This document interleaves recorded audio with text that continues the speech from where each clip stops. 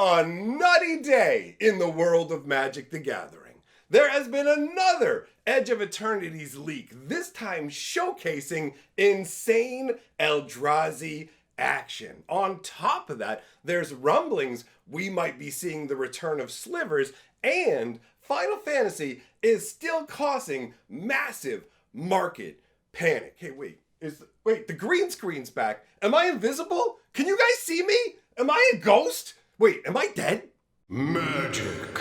I am a wizard! History. I'm an old wizard! The Magic Historian. My bones hurt. Greetings!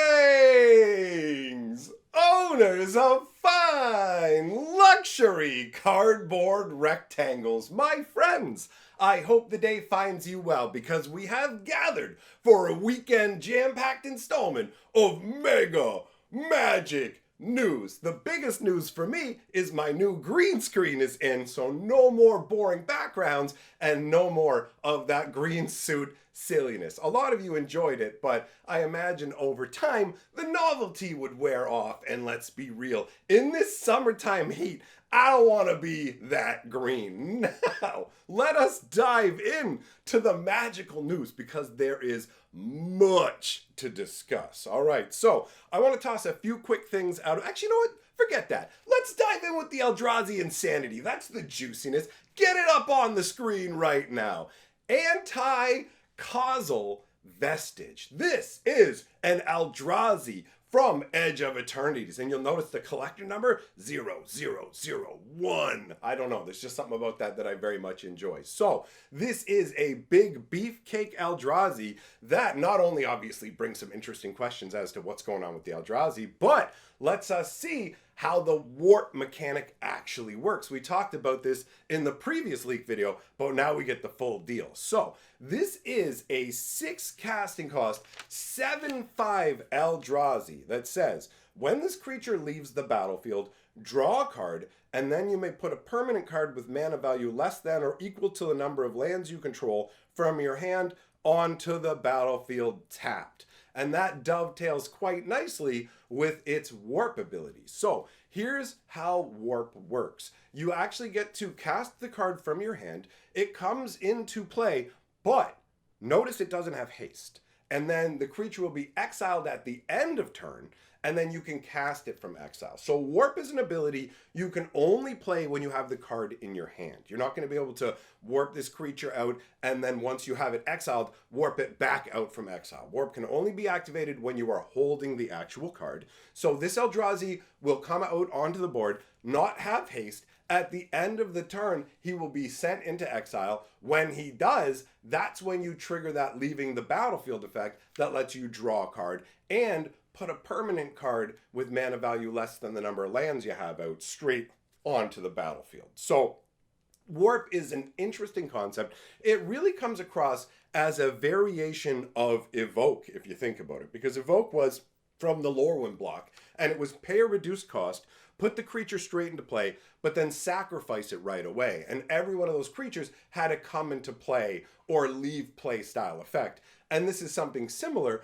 but here's the difference. When you evoked the creatures, it was getting sacrificed. In this case, it's actually getting exiled, and you can replay the spell from exile, which adds a ton of value onto it. So put this guy out for 4 mana earlier in the game, get his warp effect going on, draw a card, put a permanent out, now he's off into the side zone, and you can do it again, right? Like the permanent that you can put out can also be technically a land if you wanted to, right? Right? Like you could just go, okay, I'll put another land and ramp myself towards casting the next iteration of this guy from exile. So seeing the ELDRAZI in Edge of Eternities definitely does get the imagination running. If you take a moment and just think about the possibilities, right? So basically what's going down with this is, if you don't know what anti-causal means, think about things like this. Something that's causal basically has a cause that leads to an effect. So look at a light switch. You flip a light switch, the lights turn on, but the lights turn on after you flip the light switch. They can't turn on before you flip the light switch, and they can't turn on exactly as you turn on the light switch. But anti-causal means that it doesn't care about the past. Events leading up to this don't cause an effect, essentially. So the lights can turn on without you ever flicking the light switch. So this is essentially an Eldrazi that is determined by the future or possibly the present, but the past has literally no impact on it. So this is an incredibly fascinating bit of conceptual lore idea here, right? When it comes down to it, the Eldrazi inhabit the blind Eternities, right? They can't actually fully enter into planes. So what is this anti-causal vestige? Will the Eldrazi have a real presence in Edge of Eternities, right? When you look at the Eldrazi itself, this definitely looks like it's part of Ulamog's lineage and not part of like some new kinds of Eldrazi. But either way, this is a fascinating card, and that's not the only bit of spoilage I have for you, but that is the only spoiler image I have for you. After doing some more digging around, I have found some information about some more cards that are coming along, and apparently the leak that we're looking at, remember in the last video I showed you that empty booster box with Edge of Eternity stuff going on, and then I showed you a leak that had nothing to do with those boxes. Well, apparently this stuff we're getting here in the leak that I just showed you did come from those boxes. So the extra information we have, there's going to be some kind of elevator card that has station 20. So you have to tap 20 powers worth of creatures to actually go ahead and get it full on. So at the beginning, before you have hit the station level of 20, it taps for 3 colorless mana. But once you get it actually stationed with the 20 counters on it, then it taps for an amount of mana of any color equal to the number of charge counters on it. So you tap a bunch of creatures, get it up to 20, then it taps for 20 plus mana of any color, which is absolutely bonkers, right? There is a green mythic station land. It requires you to have 12 counters on it, but once you do, it turns into a Gaia's Cradle, so it taps for a green mana for every creature that you have out, right? So that is pretty wild. The other stuff that they talked about was kind of underwhelming, honestly, and they even described it that way. They're saying most spaceships that we've seen are awful. There is a spaceship that costs 1 black and 3 to put out, has no enter the battlefield ability. Once you get it stationed up to level 1, then anytime your opponents discard a card, they lose 3 life. Once you get it stationed up to level 7, then creatures with... Wait, what is this? Creatures with discard abilities. Oh, okay. I don't think I made an effective enough note about this part right here. Oh, what does that mean? Creature with discard abilities. Does that mean that you... Oh, never mind. This is... It turns into a creature that allows you to make your opponent's discard. It's so simple. That's why I didn't have to put down more information. I'm like, oh no, but apparently I didn't. So that is the entirety of the spoiler information that we have for Edge of Eternities. But we do have a number of other Magic items to discuss. Let's talk about the Slivers situation next. So people are talking about Slivers coming back with Edge of Eternities, and why is that? Well, the reason for that is Tezzeret has been discussing Slivers. The way they've done the Edge of Eternity stories, and I'll tell you this right now, the Edge of Eternity story has way more effort put into it than a lot of recent Magic lore, because a lot of recent Magic lore is written in an episodic way, where basically I'm going to write you 5 to 7 installments of the story. Each of these installments of the story need to have some kind of culminating moment, some zazz to it, whatever it is. But the Edge of Eternity story has actually been written as a novella and then chopped up into individual pieces. So you get a full story from start to finish, although they do have it in a weird choose your own adventure that some people might find off-putting. But credit where credit is due. Wizards of the Coast actually went to an extra length with the Edge of Eternity story. So there's not just the Edge of Eternity story, but there's also the Planeswalker's Guide, and that actually has a bunch of notes scrawled on it by Tezzeret. So basically he's going through things and adding on these little addendums where it's like, okay, here are my thoughts on this or whatever else, you know, like the notes in that one Harry Potter movie where he had his one tome and there's stuff written in here. What is this? Same kind of vibe, right?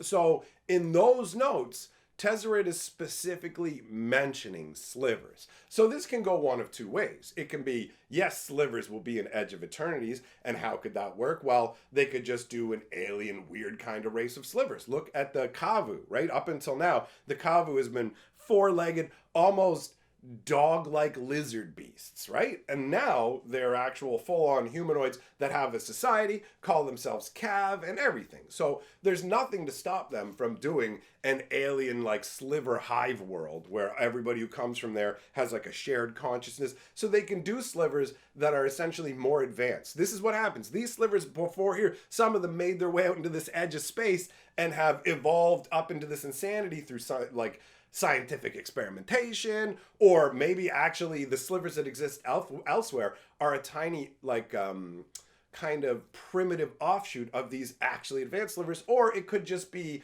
these two species completely got created in different places but share some kind of multiversal link, right? There's a number of different ways to go with it. And then on the other hand of the Slivers coin, you could look and go, well, Slivers aren't common at all. This was just a fun way to add a little bit of juice and zazzle and flavor to the Planeswalker's guide, right? Either way, it definitely does get conversation flowing. Slivers are an interesting beast because on one hand, people love them, right? You just go, whoa, yes, Slivers. They've got that awesome kind of Voltron-y feel where the more Slivers you get, the more you're just building gigantic smashy dudes, but it's like each of them. They give bonuses to all of them. The initial Slivers they made gave bonuses to Slivers across the board. Then they made Slivers in one of the core sets where they said, wait a minute, let's stop giving your opponent's Slivers a bonus, and let's just go with only your Slivers have a bonus. And I liked that, but I didn't really like the humanoid nature that they went with that. That actually is another point in favor of Slivers possibly being in this set, is the fact that they've already made like more humanoid advanced Slivers. But one of the things that make you go, well, would they put Slivers in this set is the whole what else can they do with Slivers? They've already made a ton of crazy Slivers with a ton of different abilities. But remember, there's a lot of other keywords that have come along. Plus, Wizards can just take pre-existing Slivers and basically obsolete them by going, here's the exact same Sliver with the same power and toughness, same casting cost, but now it gives 2 abilities. Oh, look, this gives all my Slivers first strike. Well, this one gives them first strike and trample. Oh, well, this one gives them double strike and +1/+1 or whatever it is. There's still a lot more room of insanity. And people like absolutely love Slivers. So I wouldn't be surprised to see them show up in Edge of Eternities, but I also would be not surprised if they didn't show up. You know, what am I saying here? I'd be not surprised either way. They show up, all right, cool. Yeah, I can see that happening. Them not showing up in the set, I can also see that happening. We were told it's only a matter of time before we get to see the world the Slivers are from. Of course, we were told that a while back before the nature of Magic changed, but we will get more Slivers in the future. It's pretty much guaranteed. They're too popular a creature type, and the fact that Wizards used them as bonuses for the secret layers, remember when we had all those crazy Sliver secret layer bonus cards? That obviously is high evidence that Wizards considers them to be desirable. They wouldn't put them in as the bonus cards if they didn't think people were going to go nuts for them. So Slivers have managed to remain a fan favorite. Imagine they made a Sliver Queen that was the same casting cost, but it was 8/8 and only cost 1 mana to make a 2/2 Sliver, right? Like, it's not that hard to make new Slivers that Sliver players are like, I gotta have it, right? So it's just a matter of power creep, and we've got a ton of that going on in Magic. Now, let's talk about Final Fantasy and the Market Havoc, and actually, this is something I wanted to mention before. And it's not about Market Havoc. It's about Magic Arena specifically and Final Fantasy. If you like Final Fantasy, if you like Magic Arena, apparently there's a way to get free Final Fantasy sleeves for your Arena account in Discord. Now, take this with a grain of salt because I could be incorrect about this, but I tried to look into how you do it. How you do it is have MTG Arena running on your computer, have Discord running on your computer, have them both open at the same time, and after about 20 minutes or so, it should give you the ability to get these sleeves for free. That is my understanding of it. Now let's talk about the opposite end of Final Fantasy, which is so far from free. Collector boosters.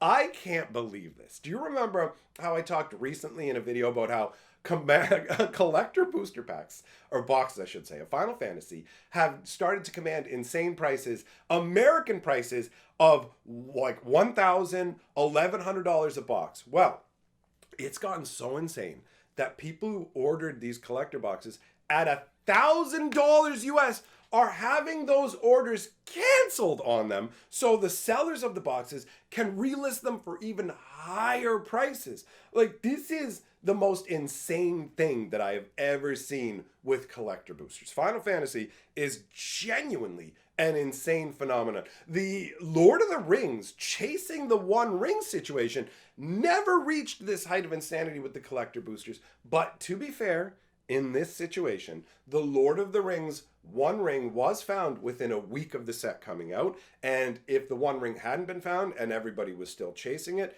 maybe we could have seen something like this. I don't know. That was a few years ago and Magic was a different financial beast than it is now. But it blows my mind to see people going, yo, they just canceled I ordered this and paid them $1,000 US. And they went, nope, and gave the money back so they can try and relist it for a couple $100 more. Like, the profit margin on these is already insane. Some of these people were able to pick up collector boxes for $250 to $300, put it up for $1,000, get somebody to buy it, and then they go, nah, actually not good, and go even further with it with a reasonable expectation that they'll be able to sell it. Like, how insane is that? Absolutely wild. I've been playing Magic for over 30 years, so I've watched a lot of things shift. I watched the game shift from a trade economy to a cash economy where everybody just deals in monetary numbers and that's the pure language of Magic. I've watched everything change, but I could never have predicted this level of insanity. So, next item on the list has to do with Magic Arena, and that is, remember the 2-picked draft that I was talking about before? They're going to be bringing that to Arena too. So it's a very simple, straightforward concept where instead of having 8 people in a draft, you have 4 people in a draft, and you pick 2 cards per pack. So I don't know if that would actually flow faster than 8-player drafts when it comes to it, and I don't know how much they're going to lean on that, if that's going to be something that'll be available right when a set comes out, or if they're just going to turn around and like go, this will be available for a couple weeks here and there. But that is something that they're planning on bringing in. And speaking of things to bring in, completely random and out of nowhere, Theros Beyond Death. We are finally going to get the story for this. And I know at least Habanero's going to be excited about that alongside me, because I was really bummed when we didn't get the Theros Beyond Death story. So if you weren't here for that, I'll give you a real quick summary. Here's how it went. War of the Spark came out before Theros Beyond Death. It got a full-on novel dedicated to it. Actually, 2 novels. The story of it is hilarious. Wizards screwed up massively. The War of the Spark novel actually starts halfway through the story because they didn't have the first half of the story ready. The person who was supposed to write it didn't have it ready, and Wizards just went, release it, send it out to the public. So we start middle of the story. Niv Mizzet's already been ended by Nicol Bolas. All this crazy, you just wait, what's going on with this story? So it was an abysmal nightmare that everybody hated. And Wizards of the Coast had already had the story for Theros Beyond Death written, like full-on book, written by the same guy, ready to go. And they just went, dump it, scrap it. And they just put out like a 16-sentence story. This was the time when Wizards threw a huge hissy fit and were like, we're not even going to do lore anymore if you guys are going to be like this and not buy our crap. So they were like basically trying to stop doing lore altogether. The Theros story went like this. Elspeth had many battles and won them all. Then she stuck Heliod under a rock, and then she left Theros. And Calyx went, man, I'm bummed. I was supposed to chase her. And then all of a sudden Calyx went, you know what? I'm a planeswalker because I want to be. And just left too. That's it. Go read it for yourself. It's up. You can see it. And so for years, we have been waiting to actually get this story. Now, they're not releasing the book. They're going to be releasing it as a comic book, which says to me there's a lot of bloat that has to be cut out. But at least we'll get some more details than just Elspeth fought a lot of people and won every time. And Calyx was sad and moopy and crying. And it's just like, bro, what is this? So I'm hyped that that's what's going on, right? So is that all of the news? I do have a lot of items written down here. Yeah, excellent. Okay, so my friends, I will be live streaming tonight over on my live stream archive. If you didn't already know, there's a Sonic the Hedgehog secret lair that just got announced yesterday. And I talked a bunch of smack about it in a live stream last night on this channel that's now over on the live stream archive. So if you'd like to see the cards from that, you can check them out over there and hear me say a lot of miserable things too at the same time. So Thanks for coming by, everybody. Big shout out to my patrons. You guys rule. And I will see you all, my friends, in the next video with more proper green screen action.